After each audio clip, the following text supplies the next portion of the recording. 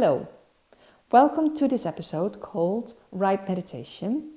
This is the 8th and final point of the eightfold path, so we finally managed to get to the last one.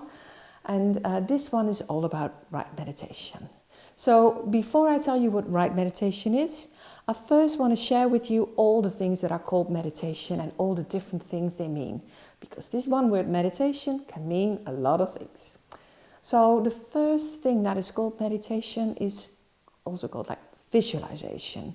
And with visualization, either you will sort of picture something in your head and like follow that. Like maybe you think, I wish happiness for another person. You see that person, you send them love, and happiness is a type of visualization. And another type of visualization maybe where there is a person guiding the meditation, and they might, it's just an example because there's like loads and loads of ways, but maybe they will say like, oh yeah, close your eyes, you're in a beautiful environment, you're sitting at the side of a lake, and there on the side of the lake you feel really calm, you feel like at ease, and all your worries sort of flow, like go away. I'm not really going to do one, but that is a type of visualization. So that is something called meditation, and that is the way it's done. Then there's another one called relaxation. And with relaxation, the goal is that you get all relaxed. And there's several forms to do that as well. And one would be a body scan, where you might bring your attention to a part of your body, maybe try to tighten that bit of your body, let go, and so on. And so that might make you all relaxed. Another one is with breath work, like different types of breathing might also help you relax. So this is called meditation too. Now, the third one I want to share with you is called trance. And trance is also like a very profound and deep type of meditation. And what happens during trance is that the things around you will sort of fade away. You are so focused that all the other things disappear in the background. And what happens is your consciousness will actually narrow down on what you are focusing on. So, and then you could get into a state of trance. And that is another type of meditation. Yeah. So another type of meditation is what I call informal meditation. And with informal meditation, it's you bring your awareness to an act in daily life, and you try to do it in a conscious way. So let's just say I'm washing my hands. So I'll be aware of the water on my hands. I'll be aware of the soap and how it feels, maybe even aware of how it smells. So that's what you do. You've got your attention. You keep bringing your attention back to the act of washing your hands. And that is informal meditation. You can do it with all kinds of things. Brushing your hair, petting your cat or your dog, watering the plants, drinking a cup of coffee. In all those moments, you can actually bring your awareness to that moment, and that is informal meditation. Then there is insight meditation. Now with insight meditation, you try to get to know your mind. So you will mostly start by focusing on your breathing, and then you will direct your attention to something like maybe you want to work with an emotion like anger. So you might sort of feel this anger, and then you observe it, and you observe what happens when you do nothing. Now that can give you insight in how your mind works. So it's called insight meditation. Just a small example. There's a lot more to say about it, but just to give you an idea. And the last one I want to say is called shamatha. Shamatha is the Sanskrit word, and it means peaceful abiding. And sometimes it's also called Zen. Zen is the Japanese word for meditating. And with this shamatha or Zen meditation, what you do is you direct your attention, your awareness to something that you've picked in advance. Like say maybe you want to follow your breath, or maybe you want to look at something, you want to look at a stone, you keep bringing your attention back to this stone, or you want to listen to the sounds. There's even types where you you don't pick an object at all. It's like choiceless awareness, but that is called shamatha. And there's a big difference with trance, because with shamatha or Zen meditation, your consciousness is like very clear, very open, very aware, and there's just a clarity, there's a quality to it, like very clear and knowing and like I said, clarity. So that is a different type from trance, where your consciousness goes like this, and with the shamatha and the Zen, it goes like this. So those are types of things that are all called meditation. It's a long list, and so what I want to share with you now is the right meditation.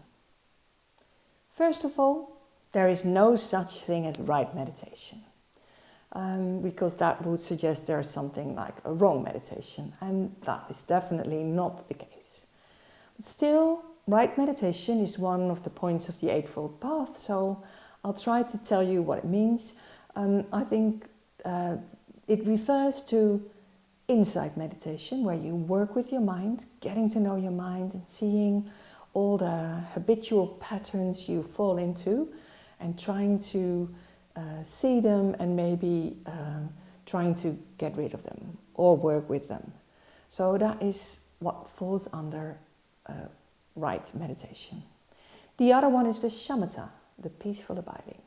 So even though a meditation has no goal, when you meditate longer and longer, your mind will get used to it.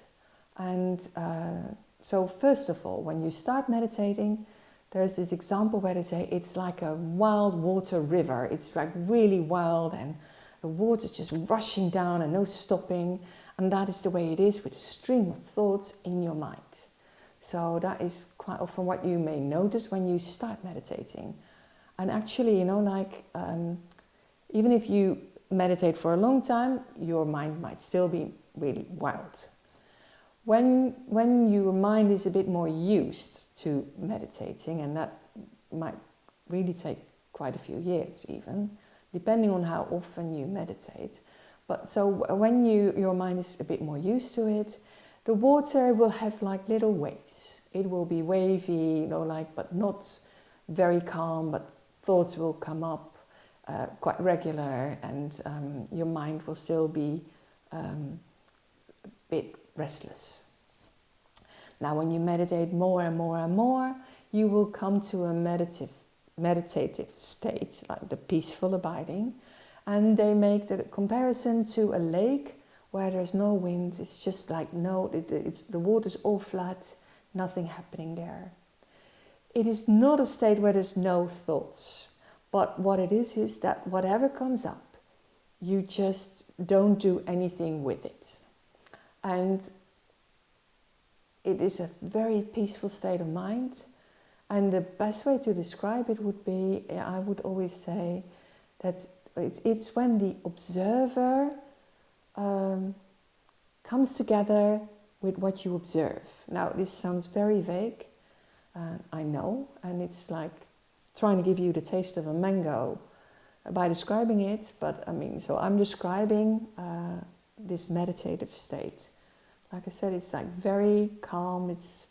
It's as if your consciousness is filled with just that thing you are focusing on, and there is just a calm and a quiet and a peaceful state, peaceful abiding. So then you rest in that state. So basically, that is what it is. I cannot give you the experience by talking about it, but when you have that experience, you will know what it is. And so those things fall under right meditation. So that is an important thing I have to say.